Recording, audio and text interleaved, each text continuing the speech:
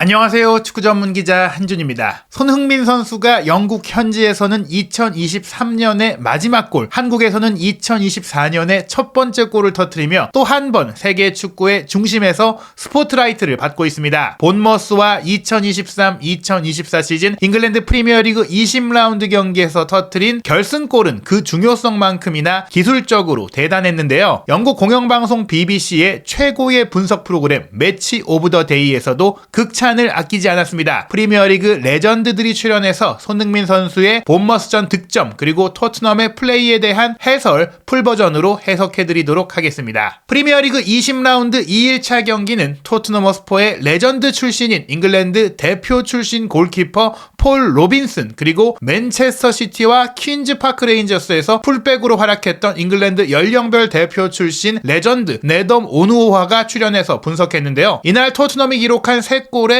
전술적 의미에 대해서 깊이 있게 해설해줬습니다. 먼저 진행자가 두 전문가 패널에게 토트넘의 우승 가능성에 대해서 질문을 했는데요. 그 이유는 일단 이 패널 토크 전에 포스테코글루 감독의 경기 후 인터뷰 마지막 질문이 올 시즌 토트넘의 프리미어리그 우승 가능성이었고 그에 대해서 이전과 다르게 포스테코글루 감독이 충분히 가능한 상황이라고 가능성을 숨기지 않고 대답했기 때문입니다. 먼저 토트넘 레전드 출신으로 프리미어리그에서 374경기를 뛰었고 골키퍼임에도 득점 기록을 갖고 있는 로빈스는 아직은 시기상조라고 얘기했는데요. 이 경기 이후에는 토트넘이 우승 후보에 들 수 있다고 생각한다고 말을 시작했습니다. 포스테코글루 감독도 질문에 솔직하게 답했다고 생각한다면서 지금 토트넘의 순위와 또 상위권 우승권 팀과의 승점 차이, 현재 선두인 리버풀과 겨우 3점 차이고 3, 4위 팀 게다가 지난 시즌 1, 2위 팀인 맨시티, 아스널과 1점 차이니까 가능성이 있다고 말하는 게 당연한 상황이라는 것이죠. 다만 2024년 1, 2월에 일정이 지나고 나서야 그때까지도 이런 격차를 유지하고 있어야 정말 우승 경쟁을 할 수 있다는 게 드러날 수 있다. 윤곽은 1, 2월에 이 고비를 넘겨야 한다. 즉 손흥민 선수가 아시안컵에 빠진 기간에도 이게 유지될 수 있겠느냐? 이게 중요하다라고 대답했습니다. 토트넘 출신이 아닌 오누오화가 조금 더 편안하게 대답할 수 있었다고 생각이 되는데요. 오누오화는 토트넘이 계속해서 이렇게 프론트 축구, 전진해서 공격적으로 하는 축구를 유지하면서 지금보다 경기력이 점점 더 개선되고 발전하고 나아질 수 있다면 예스다. 지금보다 더 좋아진다면 당연히 성적도 좋아질 것이다. 오늘처럼 또 승점 3점을 얻어낸다면 어려운 상황에서도 이겨낸다면 토트넘도 우승 경쟁에 포함될 수 있는 팀이라고 생각한다고 했는데요. 토트넘의 철학과 발전 흐름과 상승세와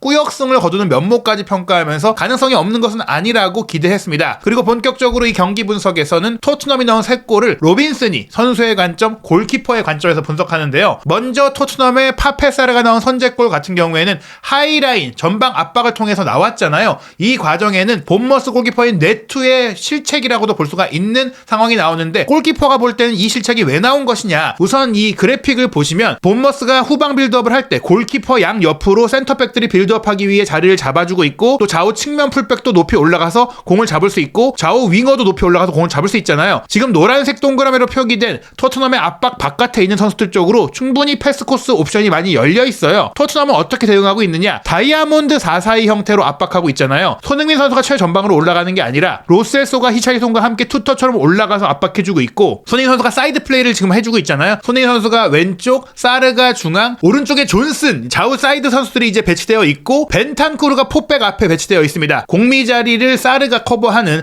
독특한 형태의 4-4-2 수비 대형인데요. 여기서 포백 라인 우도기, 데이비스, 로얄, 포로는 일자로 상대 진영에 넘어와 있습니다. 굉장히 높은 하이라인 압박을 펼치고 있는 것인데 뒷공간이 열릴 위험 가능성에도 라인을 최대한 끌어올려서 패스 코스 전방에서 잘라내겠다는 의지를 보인 겁니다. 이 과정 속에 본머스의 윙어와 윙백 사이에 네모칸으로 표시된 공간이 비어있잖아요. 이쪽으로 패스를 연결했다면 조금은 이제 안정적으로 공이 잘리지 않았을 수 있는 상황인데 로빈슨이 얘기를 해요. 이런 롱킥을 시도할 수 있는데 현대 축구는 요즘 축구는 골키퍼가 뒤에서 공을 풀어가기를 원한다. 이런 상황들은 골키퍼가 경기 중에 또 스스로 의사결정을 내리도록 하고 있는데 훈련장에서 이미 준비했던 것과는 실전에서는 다른 상황이 펼쳐지기 때문에 어렵다라는 거예요. 이 상황에서도 네투에게는 분명히 많은 옵션이 있었지만 중요한 건 본머스가 어떤 플레이를 준비했느냐, 즉 뒤에서 풀어가자라고 준비를 했기 때문에 가운데로 패스하는 선택을 내렸다는 겁니다. 가운데에 이제 크리스티에게 패스를 바로 주고 상대의 압박을 한 번에 관통해서 토트넘의 압박을 무력화시키면서 전진하려고 시도를 했는데 크리스티는 사실 벤탄쿠르가 뒤에서 압박을 할 수 있는 위치에 있다 보니까 위험한 패스였어요. 그래서 벤탄쿠르가 달려들면서 크리스티의 공을 따내고 그리고 그렇게 흘러나온 세컨드 볼 상황에서도 로셀소가 아주 잘해줬다. 그리고 로셀소가 이 공을 또 슬라이딩으로 따내면서 사르에게 넘겨주며 득점 과정이 나오는데요. 여기서 이제 파페사르가 구석으로 잘 차넣기도 했지만 로빈슨은 이 압박 과정의 숨은 장면들을 소개해줍니다. 우선 히샬리송이 골키퍼 네투를 압박해주면서 네투의 패스가 부정확하게 이어지고 판단력을 흐리게 했다라고 하는데 그 히샬리송의 움직임을 끌어냈던 게 로셀소였던 거예요. 그러니까 사실 손흥민 선수는 알아서 전방 압박을 잘해주는데 히샬리송은 생각보다 이 투쟁심과 피지컬에 비해서 압박의 속도나 타이밍이 안 좋잖아요. 이게 판단력의 문제인데 로셀소가 빨리 압박하라고 손짓하는 걸 딱 보여주면서 로셀소가 이 압박을 이제 유도했던 지시자였다. 그리고 이제 이렇게 압박이 들어오니까 네투가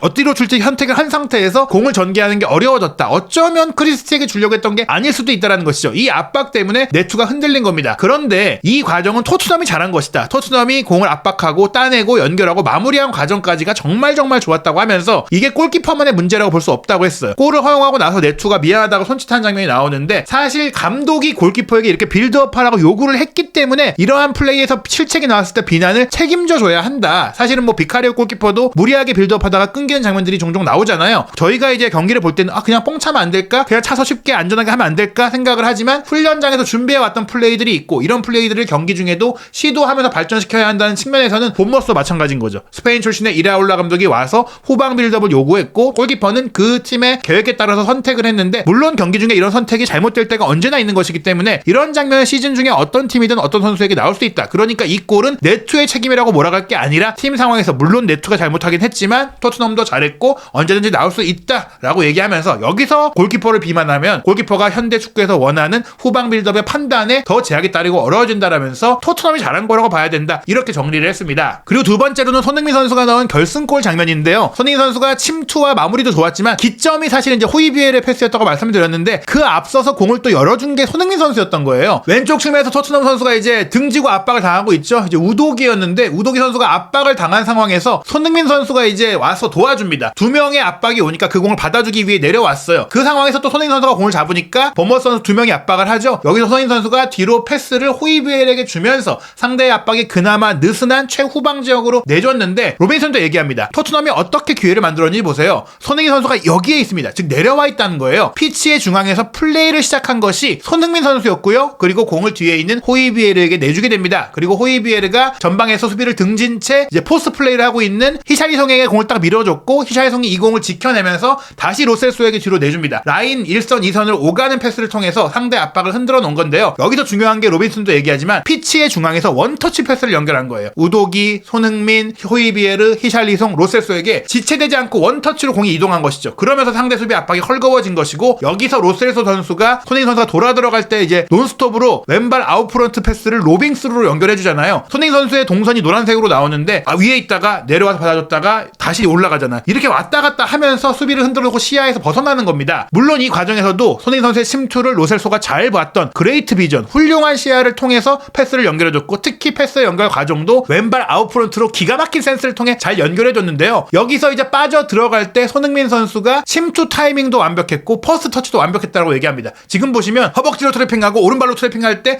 공을 자신이 슈팅을 하고 확보할 수 있도록 안정적으로 근거리로 정말 타이트한 볼 컨트롤이 이어지면서 문전 왼쪽까지 이어집니다. 로셀소의 시야도 훌륭했지만 손흥민 선수의 침투 타이밍도 완벽했고 퍼스트 터치도 위대했다라고 얘기했고요. 그 다음에 사실 이렇게 왼쪽에서 안쪽으로 치고 들어갈 때는 오른발로 슈팅하는 게 각이 더 좋잖아요. 그런데 애써 오른발로 슈팅하려고 하지 않았다. 왼발도 되니까 심지어 왼발 입장에서는 각이 별로 없음에도 불구하고 손흥민 선수는 왼발로 공을 리프트 들어 올리듯이 슈팅해서 구석을 찔렀다. 그리고 골포스트를 때리면서 들어갔다. 그러면서 로빈슨이 손흥민 선수의 이러한 피니시가 대단하다. 탑코너가 이제 골문의 우측 상단 구석인데 그 위아래를 겨냥해서 때렸다. 골키퍼가 막을 수 없는 단 하나의 틈, 각이 없는 상태에서 골이 들어갈 수 있는 그 단 하나의 틈을 겨냥했는데 그게 들어갔다. 환상적인 판타스틱 피니시였다라고 얘기합니다. 즉 손흥민 선수가 문전에서 들어갈 때 월드 클래스라고 평가받는 이유가 이런 침투 타이밍, 터치의 세밀함, 그리고 슈팅의 정확성, 그리고 판단력 모든 면에서 이거는 아무나 할 수 없는 그런 득점이라고 볼 수 있겠고 실제로 기대 득점값이 이 상황은 0.09골 9%의 확률을 뚫은 미친 골이라고 볼 수 있습니다. 그리고 히샬리송이 넣은 세 번째 골 같은 경우에는 이번 경기 후반전에 와타라 선수가 본머스 입장에서는 부상으로 빠지면서 본래 오른쪽 풀백인 막스 아론소를 왼쪽 풀백으로 임시 투입해야 했는데 이 막스 아론소의